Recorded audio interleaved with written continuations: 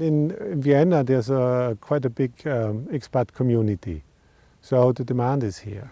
And I try to offer my services to people in need who want to do therapy in their own native language, which is quite helpful, because to do it in a foreign language, you're not so fluent, it's just another hurdle.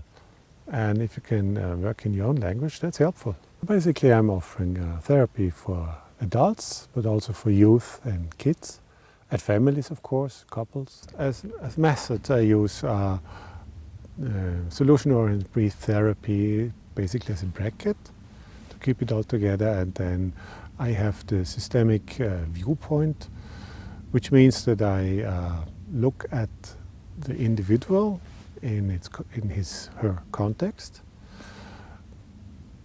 And I'm using systemic methods as well, which is basically constellation therapy, constellation methods, which we can use in single context or in group context. And on top of that, I use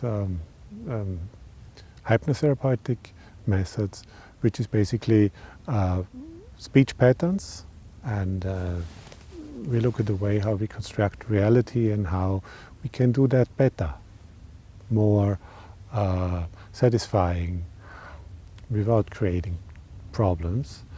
Now, also I use trauma therapy method from brain spotting. It's called brain spotting, it's pretty new. From body perceptions and eye movement, we directly can influence what's happening in the brain and make things better there. So it's in the limbic system, it's all our unconscious reactions to troubles in the world, and we can change things there so life gets easier. If I'm working with kids, then I'd like to work with families as well, because whenever a kid shows up in my practice, it often has to do with family situations, also with school. And the same, of course, applies with youth. And with adults, it's more, it depends on what is needed.